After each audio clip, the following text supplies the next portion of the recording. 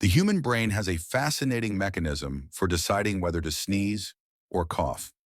To uncover this mystery, scientists conducted experiments on mice and identified specific neurons responsible for these reflexes. Remarkably, neurons controlling sneezing are located in the nasal passages, while those governing coughing are found in the trachea.